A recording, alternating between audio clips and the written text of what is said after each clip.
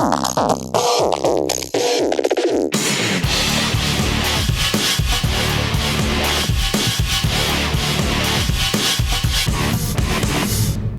day, everybody, and welcome to Back of the Shelf, a podcast about board games, card games, and long-range economics. My name is Ben, and as ever, I should be your host tonight. This week, fresh from putting the tree up, we have Amber. Hello, Amber. Hi, Ben. How was the tree assembly? Should we make it clear that this is not the tree? This is the child's tree. Oh. This is not the family tree. Oh, isn't it? Oh, okay. This is the small... How many trees does one small house need? Well, apparently 2. I see. Oh, Gwen wants to join the podcast, so let's just let her in. Hi, Gwen. Long-time listener, first-time caller. You join us. All right. Fresh from her walk around the village is Gwen. Let's hope not. How's your week been? Do you know what? I've made a point. Good. Sorry. Long story short, good. I've made a point to try to play games during the week instead of going to bed early. Oh. So it's been very eventful. Good. You must have had a very busy, if I've had a kind of busy week, you've had a crazy busy week. Very busy. All right, let's start with me. Let's start with you. Shout out to Sadie. Okay, your sister is actually so sweet. She's probably the best sister. You're the worst brother. She keeps saying that, and I am actually not. I am a fabulous brother. Okay, well, I disagree. So Sadie bought you Dominion. Correct. For your birthday. Correct. What did you buy her? Because it's her 40th this year. It's her 40th this week. Your sister's... It's very difficult to get stuff in Kazakhstan. You're such a shit. You are such a shit, brother. And she's listening to this. So Sadie, your gifts are waiting for you. Correct. Here is what he's saying. I said, Don't even bring an empty suitcase. Ben will buy you a suitcase. He'll pay the luggage fee for you to take back all of your lovely gifts. Correct. When you get here in the summer. Correct. Okay. So anyways, she bought you Dominion for your birthday, and that's what we played this week. Yes. Several times, yes. And what did you think of Dominion? So we played Dominion ages ago. So this was like getting back into how to play. The first time around, it was okay. Well, we played the basic one. Yes. Intro. So the first basic intro was like, it was good. It was getting me familiar with the cards and the whole point of trashing the cards and buying more cards. First time we played, like I did pretty well, actually. The basic one, yes, I did. Yep. Second and third time we played, I wasn't as good. You added some cards which made it more interesting, but I just could not get it moving. Like you were buying all sorts of cards, and I was just not getting. It was not working for me. I really enjoyed it. I definitely really enjoyed it. A few things I enjoyed about it though was the fact that it was just the two of us. So it was fast. Yes. It was fast, and that's why I could play it on a Monday and a Tuesday night because it wasn't like sit down we and have about half an hour, 45 minutes on a Monday, Tuesday night. Yeah. It was perfect for that. Yeah, it was. So I will happily play again, but I think I would still like to play a game. Same thing this upcoming week, Monday, Tuesday, but maybe something else. Like we mentioned Burgundy. Mm-hmm. I'm happy to take that out. Like Sellers of Catan. Just kidding. Just seeing if you're actually listening to me. Yeah, so there may be a few others that we could pull out as well, as long as it's going to be a 30 to 45 minute game. Like Feast for Odin, your friend who said, "Oh yeah, my wife and I, we smash out in 45 minutes." I would like to get to that point where we can smash that out. There you go. Yeah. So my Dominion. Yeah, it was good. How about you? How did it bring back the joy of? Yeah, it was. It is an enjoyable game. I forget how enjoyable it is. I do enjoy it. Do you think you want to play with more players though? That is a good question. I don't know. Two is a good number. Oh, actually, do you know what I'd like to play tomorrow? Or sometime this week? I would like to play Seven Wonders Duel. Yes. I thoroughly enjoy that game. So I would like to play that game at some point this week. Yes, we should do that. Good game. Good call. Okay, on Wednesday, I went down the club and I had an introduction to a game called Malifaux, which is a miniature skirmish game. You'd hate it. Skirmish. Skirmish. It was okay. It was very intricate. Did I love it? I don't know. But it's the game that gets played down there a lot, so I like it enough that I will go and try it. Like every other week? Like how often are they playing? Are they playing every week? They're not playing every week, no. Okay. No. It's nice. You need 6 models. Okay. So if I can have 6 models that someone says, who wants a game of this? I say, yep, I'll play that. Okay. And that's useful. Are these your fancy guys or just any guys? Any guy. They're not like specific for this game. Oh no, these, yeah, unfortunately they have to be sort of specific. Like I can't just bring Lego figures because I'm all about those. You probably could, yeah. Give it a whirl. Huh. Okay. But it's handier if they have you have little data cards and they have the same photo of your model, so it's easy to see. I can make my own data card. You can absolutely, yes. Do that. Oh, what would they do? I don't. Yeah, I think if I sat down with enough like confidence in myself and what I was doing, they would maybe just let it slide. Maybe. Yeah. The shame is, like a few weeks ago, we talked about Ramshackle Games and how they have a whole ethos about conversion and making your own miniatures and that sort of thing. This Games Club is not like that at all. They're like buying their stuff. Okay. So I don't know if your Lego figures would go down very well. Meh. Yeah. Only one way to find out. Yeah. Anyway, it's pretty good. Okay, so that's all you did on Wednesday? You just played it? Okay. Yeah, so for like, that was 2 or 3 hours of 2 or 3 hours, fun. yeah. Okay. Yeah. And then on Saturday, it was all day gaming. So I went down. Sorry, I was all day parenting, in case anyone cares about that. Yes. Okay. Played a game called Fit to Print. Ooh, do you remember Galaxy Trucker? Oh, yes. Where all the things are face down in the middle, you have to grab them and put them as fast as you could and not wreck it. Yeah. Well, the first half of this game was like that. You had to grab stuff, put your desk, and then you're a newspaper editor. So you're trying to fill up the newspaper with... As fast as you could, same thing? No, you put them on your desk, and then when you think you've got enough, you say, right, I finished collecting articles, now I'm going to put them on my thing. Which was it simultaneous? Everyone was doing that? Yeah, simultaneous at the same time. But it was fine. You filled up the front page, but you scored. There was 3 rounds, and you scored between each round. Oh my God, the scoring just ground it to a halt. Like going around counting everyone's like, how many have you got? Okay, yeah, and count how many blue faces you've got and how many yellow faces have you got. You can't just count your own stuff? I guess. I don't know why we weren't doing that, but it was incredibly slow. Who would like this game? I don't know. Were the tiles at least like polyominoals? Yeah, they were different sizes, and you want to try and fill up as much as your like little your front page. If you left more of your front page open, that was bad. So it wasn't great. It wasn't. Okay. I didn't love it. Then I played a game called Kill Team, Warhammer skirmish miniatures game. Oh dear. Okay. Loved it. Loved it. So, and that's the other one that gets played a lot down there. So do you just bring your little guys with you every week? They did, yes. They brought the little guys. So you just borrowed them? Borrowed their guys, yeah. How do they feel about that? They were fine. Okay. I wasn't sure if it was like, don't touch it. Just happy to have someone else to play with it. Okay. So how many people played that? Just me and him, but it's a one-on-one. Okay.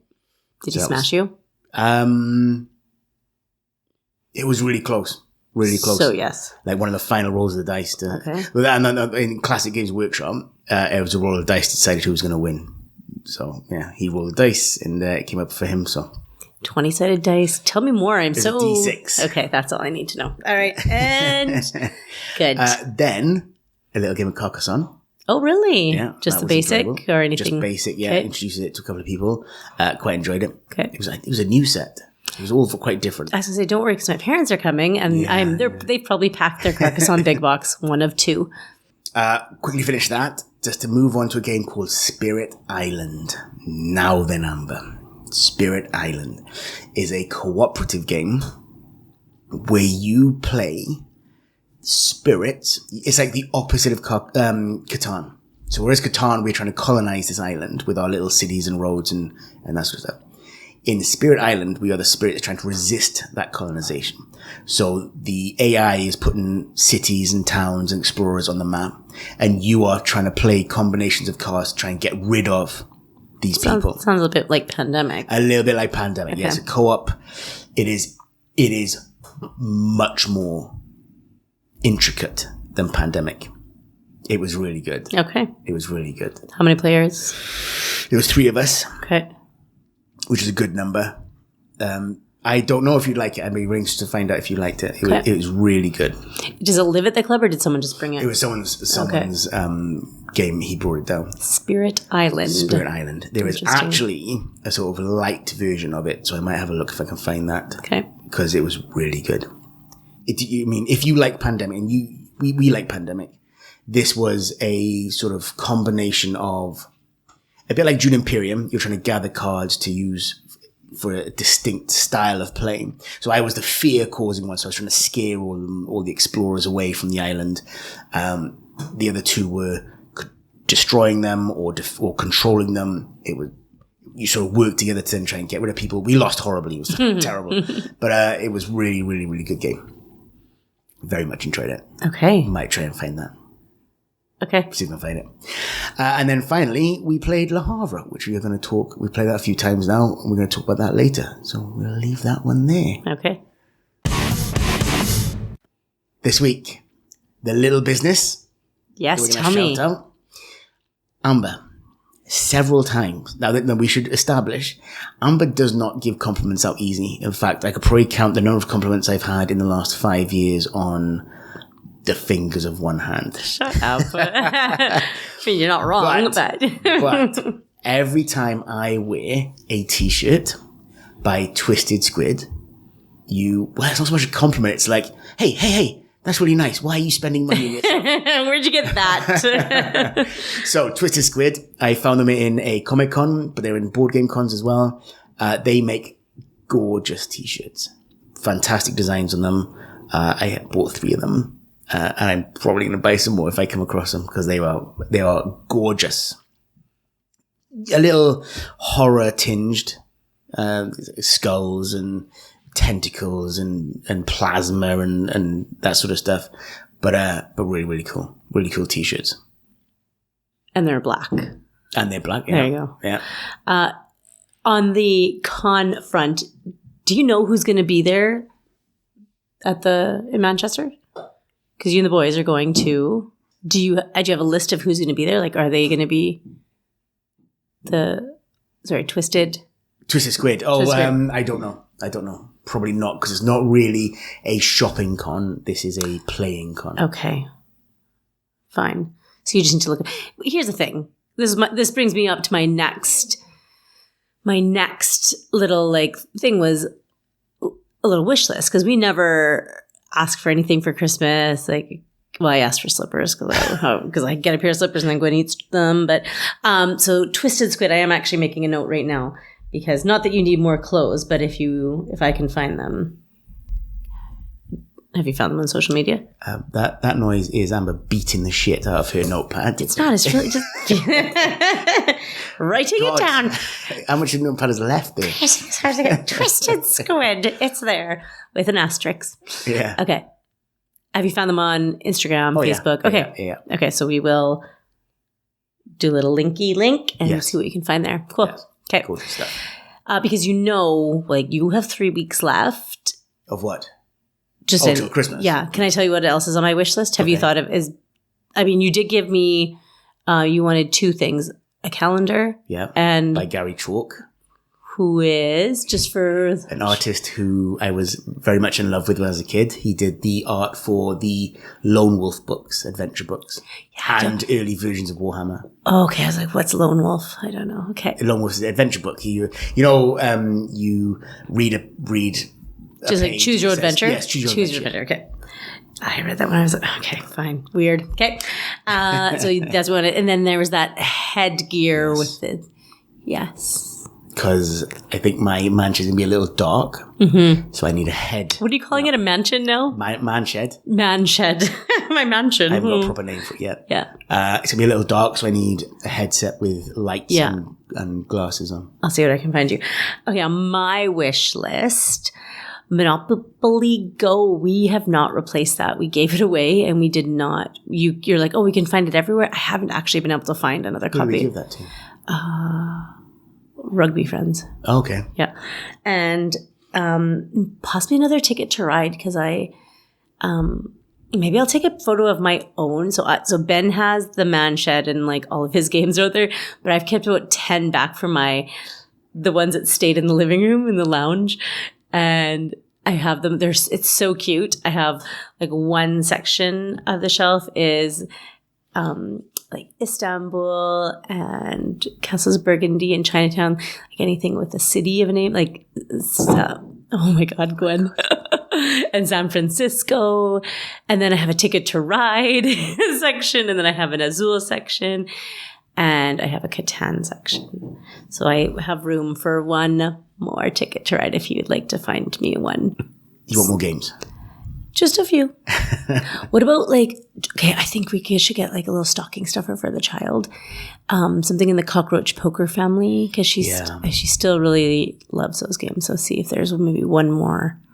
I think that we could maybe grab.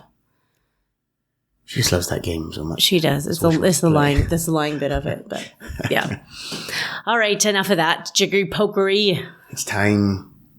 The pump. Knowledge pump. Brain pump. This week. Not the quiz. The quiz. I like to keep the quiz themed. Yes. This week we are talking about Le Havre, a very busy port in France. So, I have picked out 9 famous ports. No, Ben, you make me look so stupid. These are very busy. These are the busiest ports in the world. Don't. And we read you a port, and you have to tell me which country it's in. Why? Oh, God, don't do this. Starting at the most busy. Can you just edit this all out? Start the most busy. Don't. This is so stupid. Start the most busy. Number 1. Ningbo Zusan.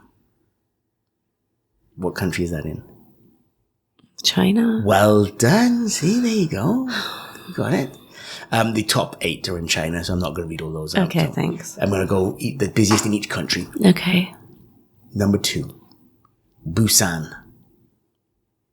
That is not in Korea. Vietnam? Korea. Well done. South Korea, Busan. Yes. Number 3. Sorry, Busan is where Ashley C. Mm-hmm. Oh, there you go. Okay. Yeah. Number 3. Well, she lives in one of the busiest ports in the world. There we go.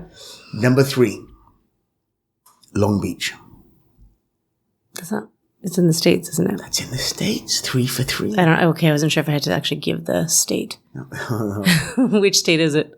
I don't know. California, I think. That's what I guess. Yeah. That actually was my guess. Number 4. Rotterdam. Oh, I know, but I don't. It's in Europe. It's not Germany? Is there even a port? Is Germany your final answer? No. Mm-hmm. Yeah, okay, sure. It is in the Netherlands. Yes, so no port over there. Okay. Oh, first incorrect one. Oh. Okay, next one is Jebel Ali. It sounds like the Emirates. That's correct. Really? Yeah. There you go. That was a guessing guess. I'm really sweaty right now. This is I don't like this at all. I don't. Next one. Antwerp. You're saying, see, my geography is really bad and I should know these places. Can you just give me a hint? Antwerp is it's in Europe somewhere. I can't think of it right now. It is in Belgium. Ah, yes. You're not pronouncing it properly. That's why. It's Antwerp. Antwerp. Oh, God, I already got that. Okay, I'll try and do the pronunciation. No, please don't. Next one is Port Klang. I'm just giving people time to think about it as well. That's correct, yeah. Good for you. Are there any ports in Germany? There are some ports in Germany. Okay, I'll say that one. It is in Malaysia. Okay, again, it's your pronunciation. I think that's the main problem here. Okay, you are putting a German accent on it. That's what it was really. Next one. Mm-hmm. Kaohsiung. We're not going back to China or Japan. Japan? We'll go with Japan. That is actually Taiwan. Ah, yeah. And finally. Oh, thank God. Leam Chabang. Philippines? Oh, not bad. Thailand. Again. Oof, started really strong. It's purely guessing. Can we stop with these stupid quizzes? Oh my gosh. Everyone loves a quiz. Everyone loves a quiz. Everyone loves a quiz. Not even, doesn't matter how many I got right or wrong. It's the taking part and having fun that was not had. Okay. Thanks, Ben. Okay. We move to the main part of the episode, which is this week's game, Le Havre. Le Havre is rank 63. Okay, this is not a back of the shelf. Very high, yeah. Rating 7.9. So this is a very, very popular game. Designed by Rosenberg. Designer of Feast for Odin. Yes. Glass Road. And Bohnanza. Did you remember that? Did not remember the Bohnanza. Yeah. We still have Bohnanza as well. Oh, yeah. Never get rid of that. Art by Clemens Franz.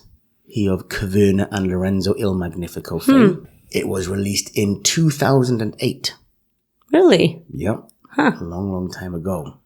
Okay. Bit of a description. First of all, component quality. Just cardboard. I was going to say, it's basic. There's nothing exciting. It'll be easy. Nothing exciting or terrible. No, it would be easy to bling it up with some wooden components. But you would need so much. You would need so much. So cardboard is functional. That's the main thing for it. But it's a lot of cardboard. A lot of cardboard. You had to do all that punching out as well. Yeah, there was a lot to punch out. The weird thing about Rosenberg games, I've noticed, there are no inlays. He never has inlays. I wonder, just an empty box. If that is like it's a production choice, right? Like it just makes the production bit cheaper. But also, like, how do you feel about that? Doesn't bother me that much. I mean, there's plenty of bags. Yeah, it's fine. They all fit in there nicely. Yeah, good enough. Okay. Not difficult to find. It floats around. Not cheap because it's again a lot of cardboard. But you don't have to look too hard to find this. We found our copy, Shay. Oh, yeah. Thank you to Kienda for sending it over. We picked it up from them, so thank you, Kienda. Right. How do you describe this game? What are you going to call it? It's a resource. I don't know. I would describe this as a economic game. Sure. Okay, fine. It's economic Euro. All the tradey bits, right? The like, do this, get this, acquire this, trade them up. What you are basically doing, like every Euro or the old classic Euros, is you are trading things for things. Yeah. That's it. Which, do you know what? And now that you asked, but it reminded me a lot of Stone Age for that, for simply that, right? Like trading your wheat, turning into bread, feeding your people, smoking your fish, getting your coal. You needed, right? So you need all sorts of energy to do certain things. It's basically trading things for things. Yeah. In a very strict amount of time. Yes. So it is a graphical representation of a port. There's a river going down the bottom. Players take it in turns to move their boat to the next boot. Are you saying boot or boat? Boat. The next available space on the river. That adds 2 things to the piles of offerings, which are basically resources free to take. And then you get 1 action. That's either take the stuff from the offering, so all the clay or all the wood, or take your single worker and place him on a building to do a thing. Trade all your wood for charcoal. Trade all your grain for bread. Do it 6 times. Do it as many times as you want. Pay some energy to do this. Or buy, or trade in your goods to buy a building. Because the aim of the game is to make money. So you want to get an economic engine running. It is tight on time because there's only 7 turns, 7 spaces before you have to feed your people. You're saying 7 turns, but it's like you don't get 7 turns. 7 turns, no. You get 3 or 4 turns, there depending on spaces. So you get 3 or 4 turns. Yes. Well, that was on a 2-player game. Like, man, I'm just jumping ahead right now because it's like we played a 2-player game. It was very tight. I don't know how quick we played it in, maybe in an hour or so. Yeah. But like, if it was a 3 or 4-player game, well, then you're only really going to get 2 turns around. Yeah.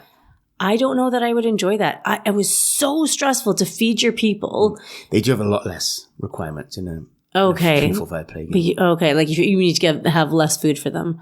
But still, the feeding of the people, oof, it's stressful. So yes, I think there's a less pressure on food, but of course you only get 1 or 2 turns. And there's like, so one turn you pick up goods, turn 2 you might buy a building. Maybe. Or turn 2 you might... There's a lot more years. Yeah. So how do you win the game? How's this game over? When does the fun end? When finally you've been through enough years, enough trails down the river that all the cards, when you get to the end card, it tells you how much food you have to pay. Then to turn itself over and that becomes a ship. In a 2-player game, I believe there are 15 of those. 12 or 15. You can play a shortened version. I'll tell you one thing. The setup is a bitch. Because it's a very specific number of cards and setup and all this. They have little ticks on the back if you want to play the shortened version or long version. Sorting through that is one of the biggest headaches in this game. Once you've got that down, the game itself is straightforward. There's only 2 things to do. But, setting it up. So the number of cards decides the number of years you're going to go through. Get the end, turn the ship over. It lasts about 15 turns. And in those 15 turns, you are supposed to constantly feed your people every year and try and develop some sort of economy to make money selling various things. Yeah, because that's how you win the game is points. It's money. Is money at the end of the game, yeah. And every building you build or buy is worth money. Adds to your portfolio. Yeah. So it's a very Euro economic game. There's very little luck in it. I mean, the closest you get to luck is the special buildings. We just happen to have some special buildings that really focused on the cattle and the meat and the hides and the leather, which is really how I won because I had a whole load of cows. We turned over a special building. It was a tannery. Like boom, I was done. I did that twice.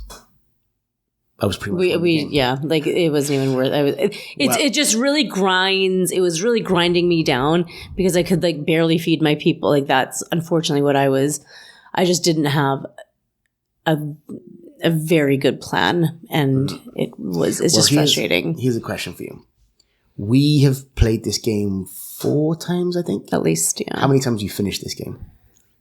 Probably 3. There's only one. We have never finished this game. That's not true. Nope, we have never finished this game. You can't say that. That's not true. Nope, okay. Because I remember each time we've never reached the point where we've had to count up Oh, that's what you mean. Yeah, we've always finished the round, but then it's very obvious that you've won or I've won. Today, you had so much wheat, for example. Today, like we didn't even bother with the last couple of turns because you did. There's no way. There's no way I could catch up. Yeah. Which means, so the question is the game fun enough to play?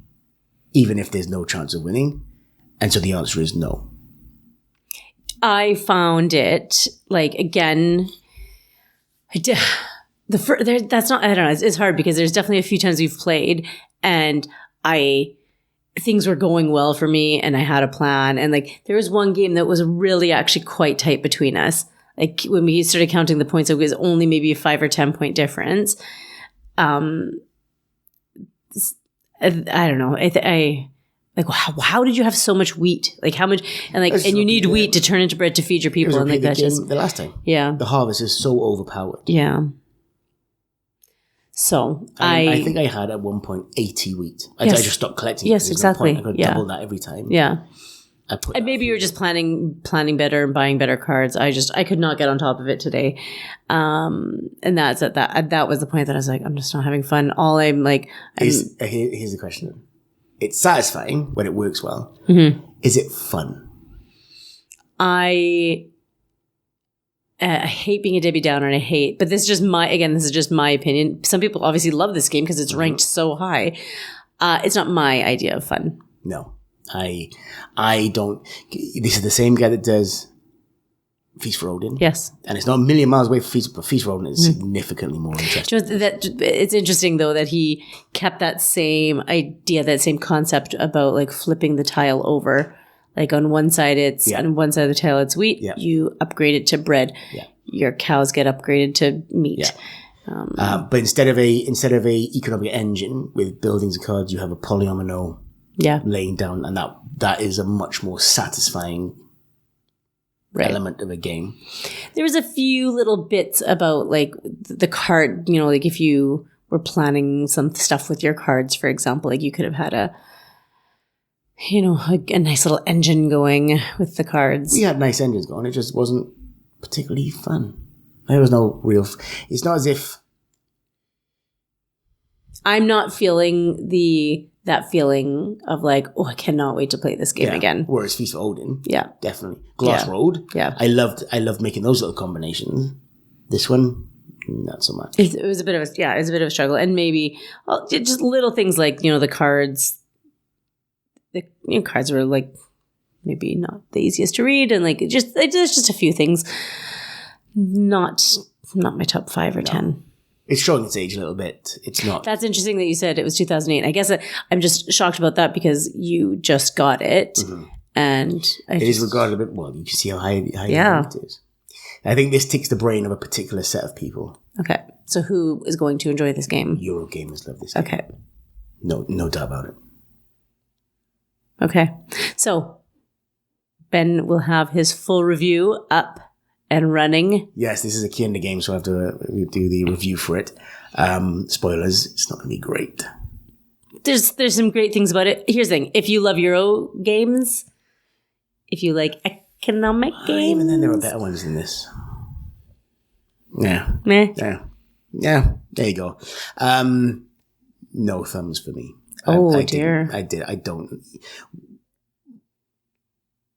It was fun for about the setup was a bitch. I let you set it up, so not enjoyable. Again, compared to Feast for Odin, which doesn't take anywhere near as much, or Glass Road, which doesn't. That's a fun. That was a pain in the ass. It's not as bad. The upkeep in between is not as bad as with Caverna and Agricola. It's still some upkeep. You have to keep on adding these tokens, and it just wasn't. It wasn't for me.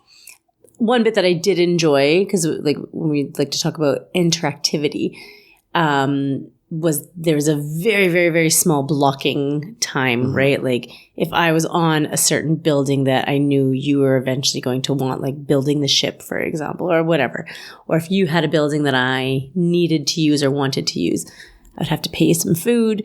That's really the only little bit, I think. Otherwise, we were just doing our own thing. Yeah. Okay, there you go. Okay. Yeah. Okay. Not highly recommended. I'm glad we tried it. Yeah. Why are you being so Debbie Downer? I'm not being Debbie Downer. Okay. I think our time with Rosenberg is now finished. We've played. You can't say that. No, we've played all his classics. Feast for Odin is the one for us. Glass Road. Is Feast for Odin though like a classic, or is it a newbie? Yes, it's classic. Oh, so there's no newbies out and about? Yeah, he does them all the time. Okay. But we are not going to buy any more of them. Never say never. I think you have the best one. Okay, fine. Okay. There you go. And how many thumbs for you? No. Sorry. There you go. Okay. Everyone's favorite time of the week. Oh. Show space. If you remember, a few weeks ago, Tony Boydell, game designer extraordinary, released his list of truths about the board game industry. I've been working through them. Yes, you have. This week we've got number 4 and number 5. Oh, we're ready for him. Number 4. The deluxeification of games is the uglification of games. Big, awkward, graceless. Thoughts? That is so funny. Only because when I was looking at the Havre box, it's like, it says complete edition. And so when you're talking about like deluxe editions, right? Just like making things. But okay, hold on. Maybe you need to explain what a deluxe edition is. It's like a deluxe edition, deluxeified. Someone did actually trademark that name. Okay. Deluxeified would be. We're not talking big box. Oh yeah. Okay, so it is just okay. There would be very few. For example, if you had cardboard money, you'd now have metal money. Oh yes. And if you had little tokens for wood, no, you'd have real bits. Little. Yeah. Okay. The problem is it transforms a normal size game into a beast of a game that is just too unwieldy. I tell you a good point of reference, Glenmore. Okay. The original Glenmore came in a box about the size of a Havre. Sure. Glenmore 2. Oh my gosh. It's half the size of our table. Right. Okay. It's enormous. That's deluxification. So he is saying this is rubbish. And okay, the other thing is this is really tricky because in a game, let's just say Glenmore 2, you know, the fact that there's so many bits, did it make it more enjoyable of a game? Maybe like the components for me, and I think Gerald would agree with me, maybe he wouldn't, but like the components I think are really like make or break the game sometimes, don't you think? Like, I don't know, I do like nice chunks of money and bits of wood that look like wood and bits of clay that look like clay. I don't know. I think my limit was Raccoon Tycoon. Okay. Do you remember that game? Yeah. They had nice little components. That was a nice looking game. Not too big, kept it realistic. That was good. That was a good measure. Okay. If it has to increase the size of the box to fit all the stuff in, I don't know. But then there are some people I think that need that in their life because they're like, if it's a game that they love playing and it's a game that comes to the table lots, you know, they bring it out as much as they can. Well, then let me tell you, Amber, I came very, very close to buying the upgrade pack for Dune Imperium. Still in my shopping basket. Oh, you're so funny. You're so funny. Because I love that game. Okay. What though makes it? We got little guys for the soldiers, and you got little models for the diplomats and stuff. Okay. I'll show you later. Okay. Hint, hint. So that was number 4. Okay. Number 5, there is little innovation. Tiddly placement? Question mark. Cowrie shell drafting? Question mark. Innovation is not big at the moment in board gaming, he is saying. What does he want? Pre-Dominion, pre-2008, there was no deck building. Dominion invented deck building. Oh, okay. I cannot tell you the effect that had on the board game. Yeah, I imagine. It was huge. So he wants people to come up with different new mechanisms things. And yeah. It will come. Of course it's going to come. It'll break, like games aren't going to be plateaued and never like, you know, I don't know. Well, it's not. I can't. Also, I don't really know what is the point of his list. It's just his like bitch list. Like, what is this? Just sitting here. Enjoys bitching about stuff. Jesus. It was based on a designer saying, "This is my experience as a board game designer," and so he just jumped on and wanted to have a few things. So he just wants people to be more innovative and a little more innovation in board games would be appreciated. I think, and it'll come. People are buying, like, I mean, the issue is things like Wingspan. Okay. Was Wingspan innovative? Not really. Oh, Dog Park. Oh, we need to take Dog Park out again. Oh. Was Dog Park innovative? I don't know. Kind of. It's the same thing. We're trading things for things. Changing. Yeah. Yeah. It's not very innovative. It's the same thing, just done slightly differently, lots and lots of different ways. Mostly, the differentiation between games is the artwork. Right. You could take it. And the theme and yeah. No, there's very little. That's what I'm saying. There's very little theme. Yeah. Just change the artwork and the mechanisms are kind of the same. Fine. Here's the thing. I think that me personally, I have enough. There's still so many games that I haven't played. That's true. So for me, I don't need his list. You know, I don't have his complaints. I don't need. I can just go try a different game and then decide if I like it or not.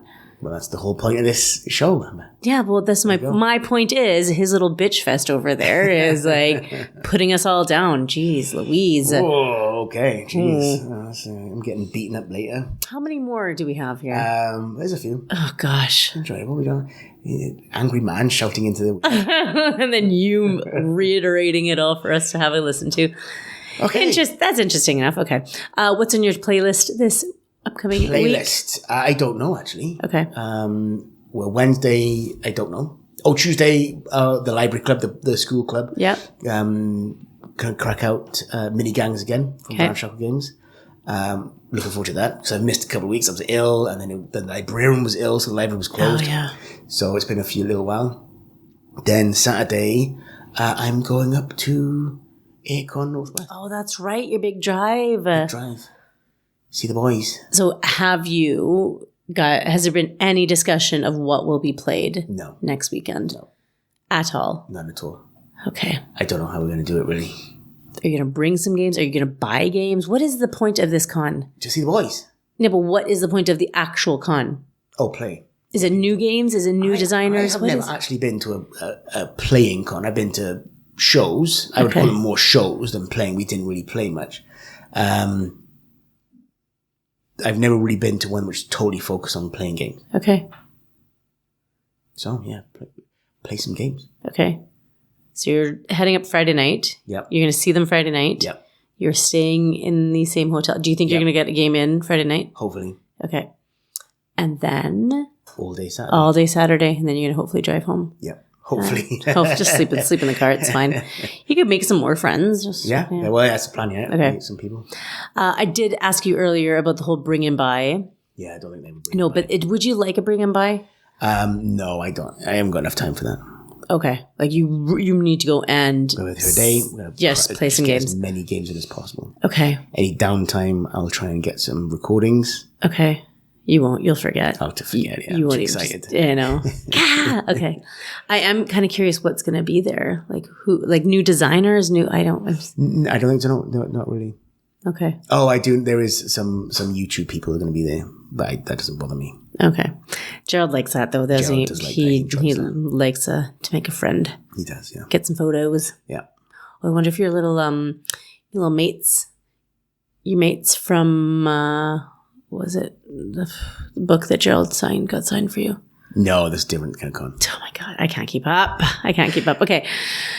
Okay, well, keep us posted. Have fun. I guess we might record next Sunday. Yes, you will. Yeah. Okay, you'll have so much to talk about. Okay, maybe I'll just play some solitaire games. Yeah.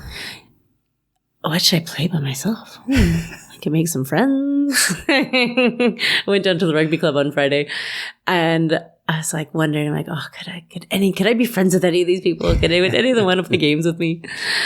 Keep you posted. What did they say? Did you ask? No, I didn't. I didn't get that far. I introduced myself. Okay. Hi, I'm Amber. I like to play games. And they're like, where are you from? I get that a lot. I got that. Went to the grocery store today. He's like, where are you from? I'm like, I'm from Canada. And he's like, oh, Saskatchewan? I'm like, no one knows Saskatchewan, but it is whatever. He starts naming all the provinces except for Manitoba. I'm like, no, I'm from Manitoba. Okay, have a good day. All right. Those are both made up names. Yeah, exactly. Saskatchewan. Okay, Amber. Could you on that note, yeah. Where they can find us. Yes, go to Instagram where Ben has happily linked everything together in one tidy little place. So Instagram, back.of.the.shelf. Facebook group, Back of the Shelf Podcast. Yep. Gmail, backoftheshelfpodcast@gmail.com. Yep. And the Guild. The Guild, yeah. And what other? That's about it. You got it. Nailed it all. No, what's the other one? The other little chatty place that Discord. you guys... Oh, the Discord. There you go. Have a little chit-chatty on Discord. Yep. Where do your friends... I say friends, but I'm really just talking about Alex and the angry American who didn't like how I was saying Splendor. where do they message you? Various. I got too many things going on. Really. Oh, I okay. should have narrowed it down, but too scared to close things down now. Yeah, you best not. Yeah. Best not. Okay, well, I'll get my wish list up and running. Good. I don't think I need any more small box games. Not that you asked. I would like another Azul, actually. There's room on my shelf. There's a room on my shelf for another Azul just to round out the collection. Ticket to Ride. I could definitely go with another Ticket to Ride. I don't know if there are any more Azuls. There's 4. Are there? Yeah. Oh, God. Okay. If you could find that one. And I think I'm good then. Okay. I'm sure I'll find something else by next week. Okay. Okay. All right. Happy shopping. Okay. Well, all right. On that note. It's goodbye from me. And it's goodbye from me.